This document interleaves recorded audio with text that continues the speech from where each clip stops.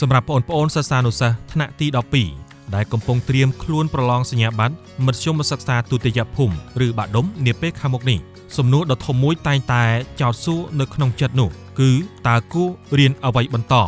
តពីការប្រឡងបាក់ឌុបចំដើម្បីមានឱកាសការងារពិតប្រាកដនិងអាចចិញ្ចឹមជីវិតបានល្អប្រសើរប្រសិនបើបងប្អូនកំពុងស្វែងរកចម្លើយឱកាសមាសដ៏ធំធេងកំពុងរងចាំបងប្អូននៅវិទ្យាស្ថានពហុបច្ចេកទេសភូមិភាគតេជោសែនតាកែវដែលជាគ្រឹះស្ថានបណ្ដុះបណ្ដាលបច្ចេកទេសនិងវិជ្ជាជីវៈរបស់រដ្ឋស្ថិតក្រោមឱវាទក្រសួងកាងារនិងបណ្ដុះបណ្ដាលវិជ្ជាជីវៈហេតុអ្វីបានជា TVEN គឺជាជម្រើសដ៏ឆ្លាតវៃបំផុតសម្រាប់យុវជនសម័យថ្មីការអប់រំបណ្ដុះបណ្ដាលបច្ចេកទេសនិងវិជ្ជាជីវៈឬហៅកាត់ថា TVEN មិនមែនគ្រាន់តែជាការអង្គុយទន្ទិញមេរៀននៅក្នុងថ្នាក់នោះទេប៉ុន្តែវាជាការបណ្ដុះបណ្ដាលជំនាញជាក់ស្ដែងដែលទីផ្សារការងារក្នុងយុគសម័យ Digital និងឧស្សាហកម្មកំពុងមានតម្រូវការខ្ពស់បំផុត TVEN គឺជាស្ពានចម្លងនិងជាច្រកផ្លូវដ៏ខ្លីបំផុតដែលអាចនាំឲ្យយុវជនទៅរកឱកាសការងារបានយ៉ាងឆាប់រហ័សឬអាចបង្កើតមុខរបរផ្ទាល់ខ្លួនដោយភាពម្ចាស់ការមិនតែប៉ុណ្ណោះយុវជនដែលបញ្ចប់ជំនាញនៅ TVEN គឺជាកម្លាំងចលករដ៏សំខាន់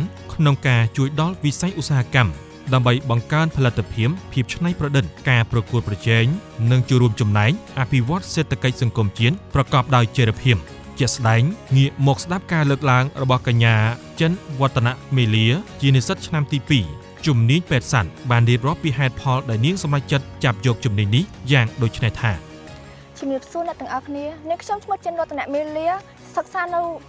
សាលាវិទ្យាស្ថានភូមិបច្ចេកទេសភូមិភាគតេជោសែនតាកែវនាងខ្ញុំគឺរៀនជំនាញពេទ្យសត្វនាងខ្ញុំរៀនឆ្នាំទី2មូលហេតុដែលនាងខ្ញុំជ្រើសរើសជំនាញពេទ្យសត្វយកមកសិក្សាទី1គឺនាងខ្ញុំបានមើលឃើញពីទីផ្សារសេដ្ឋកិច្ចនៅប្រទេសកម្ពុជាគឺកំពុងតែតម្រូវការ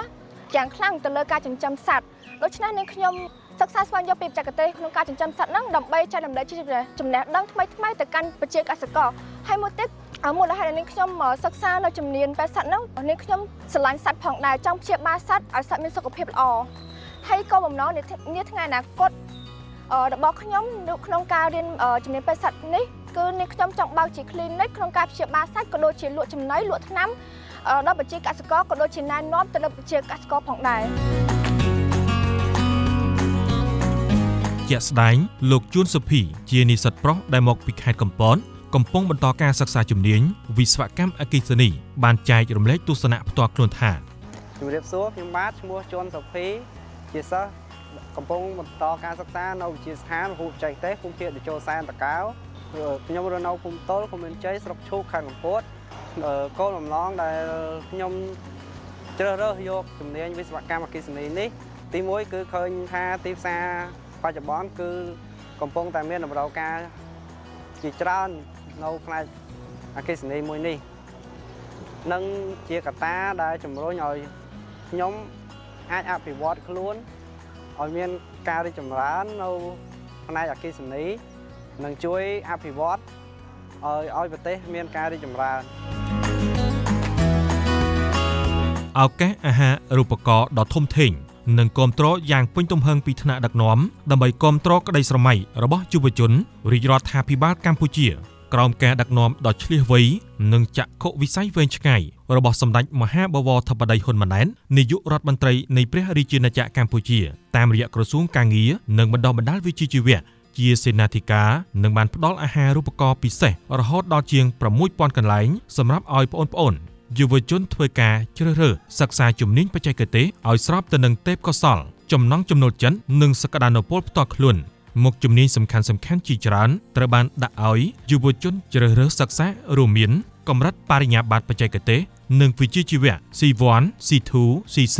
ការងារកំបោរការដំឡើងអគ្គិសនីក្នុងអគារការថែទាំនិងជួសជុលរថយន្តការថែទាំនិងជួសជុលម៉ាស៊ីនធុនតូចការដំឡើងការថែទាំកាមេរ៉ាសុវត្ថិភាពការរចនាក្រាហ្វិកដោយកុំព្យូទ័រសេវាកុំព្យូទ័រសេវាកម្មសម្អាតកាយសេវាកម្មបរិក្ខារត្រជាក់ក្នុងគេហដ្ឋានការធ្វើម្ហូបខ្មែរការផលិតនំ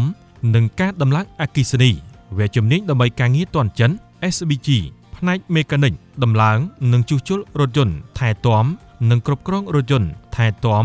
និងជួសជុលរថយន្តទំនើបនិងរថយន្តអគ្គិសនីនិងផ្នែកអេឡិចត្រូនិកសេវាកម្មដំឡើង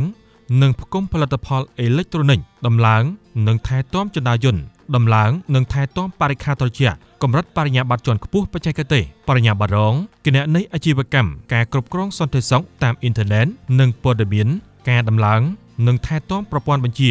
និងបណ្ដាញអគ្គិសនីក្នុងអាគារផលិតកម្មសន្តិអង្គក្លេអាជីវកម្មថែទាំនិងជួសជុលរថយន្តគណនេយ្យនិងហិរញ្ញវត្ថុព័ត៌មានវិទ្យាអគ្គិសនីអក្សរសាស្ត្រអង់គ្លេសយន្តសាស្ត្ររថយន្តអេឡិចត្រូនិកសំណង់ស៊ីវិលនិងបសុព្យាបាលបរិយាកាសសិក្សាប្រកបដោយផាសុកភាពនិងសុវត្ថិភាពក្រៅពីកម្មវិធីសិក្សាស្តង់ដារនិងសម្ភារៈឧបទេសអនុវត្តផ្ទាល់ដ៏សម្បូរបែបវិទ្យាស្ថានពហុបច្ចេកទេសភូមិភាគតេជោសែនតាកែវក៏បានយកចិត្តទុកដាក់ខ្ពស់ទៅលើជីវភាពរស់នៅរបស់សិស្សនិស្សិតផងដែរវិទ្យាស្ថានមានរៀបចំបង្កើតនៅអន្តេវាសិកដ្ឋានកន្លែងស្នាក់នៅផ្ទាល់នៅក្នុងសាលាសម្រាប់ឲ្យសិស្សានុសិស្សដែលមកពីបណ្ដាស្រុកឆ្ងាយៗឬខេត្តជិតខាងបានស្នាក់នៅដោយឥតគិតថ្លៃប្រកបដោយផាសុកភាពជិតស្និទ្ធបរិស្ថានល្អ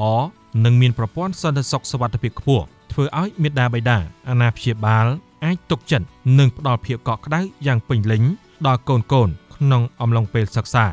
រៀនឲ្យដឹងធ្វើឲ្យចេះធ្វើឲ្យច្បាស់អនាគតរុងរឿងមិនមែនស្ថិតនៅលើភាពចៃដន្យឡើយប៉ុន្តែវាស្ថិតនៅលើការសម្រេចចិត្តដ៏ត្រឹមត្រូវនៅថ្ងៃនេះជំនាញបច្ចេកទេសគឺជាទ្រព្យជាប់ខ្លួនដែលគ្មានអ្នកណាអាចលួចបានឡើយហើយវាក៏ជាយាននាំប្អូនៗទៅកាន់ភាពជោគជ័យក្នុងជីវិតយ៉ាងពិតប្រាកដជាចុងក្រោយយុវជនទាំងពីររូបក៏បានផ្ញើសារអំពាវនាវនិងលើកទឹកចិត្តយ៉ាងមុតមមទៅកាន់មិត្តភ័ក្តិយុវជនជំនាន់ក្រោយទាំងអស់ដោយកញ្ញាចិនវឌ្ឍនវេលាបានបញ្ជាក់ថាជាចុងក្រោយខ្ញុំសូមអំពាវនាវដល់សិស្សានុសិស្សដែលកំពុងតែសិក្សាថ្នាក់ទី12ដែលត្រៀមនឹងប្រឡងបាក់ឌុបនៅខែទី8នេះអ្នកទាំងអស់គ្នាទោះអ្នកទាំងអស់គ្នាប្រឡងជាប់ឬក៏មិនជាប់ក៏ដោយក៏អ្នកទាំងអស់គ្នាអាចមកសិក្សានៅវិទ្យាស្ថានភូមិបច្ចេកទេសភូមិភាគតេជោសែនផងដែរដោយសារតែសាលារៀនខ្ញុំទទួលទាំងសិស្សដែលជាប់បាក់ឌុបនិងសិស្សដែលមិនជាប់បាក់ឌុបដែលផ្ដល់ឲ្យយើងមានជំនាញមួយច្បាស់លាស់ដើម្បីស្វែងរកការងារធ្វើបានល្អប្រសើរទន្ទឹមនឹងនោះលោកជួនសុភីក៏បានបន្ថែមពីអត្ថប្រយោជន៍ពិសេសរបស់សាលានិងបានថ្លែងអំណរគុណយ៉ាងជ្រាលជ្រៅផងដែរថាជាស្ថានមានកន្លែងស្នាក់នៅនិងការរៀនសូត្រដោយអត់បង់ថ្លៃចំណុចពិសេសមួយវិញទៀតគឺវិទ្យាស្ថានមានបណ្ដុះបណ្ដាលនៅវគ្គខ្លីជាច្រើនជំនាញនៅពេលដែលរៀនចប់វិទ្យាស្ថានមានដៃគូសហការសម្រាប់ជួយដល់បងប្អូនក៏ដូចជាបងប្អូនទាំងអស់ឲ្យមានការងារធ្វើនិងទទួលបានប្រាក់កម្រៃខ្ពស់ខ្ញុំសូមថ្លែងអំណរគុណដល់ថ្នាក់ដឹកនាំទាំងអស់ដែលបានផ្ដល់ឱកាសដល់រូបខ្ញុំមករៀននៅវិទ្យាស្ថានមួយនេះដោយអត់គិតថ្លៃដែលធ្វើឲ្យខ្ញុំអាចមានឱកាសចាប់យកការងារដ៏ល្អនៅក្នុងសង្គមនិងសម្រេចនៅក្តីប្រាថ្នារបស់ខ្លួនឯង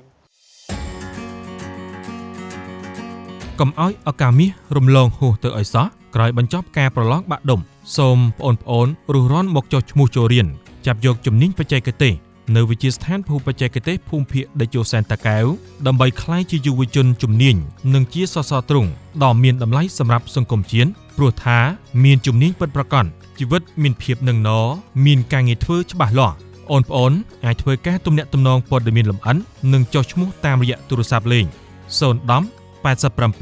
88 38 070 82 22 82 096 201 86 52និង098 52 26 45ឬអញ្ជើញមកផ្ទាល់តាមអាសយដ្ឋានភូមិ3សង្កាត់រកាក្នុងក្រុងដូនកែវខេត្តតាកែវ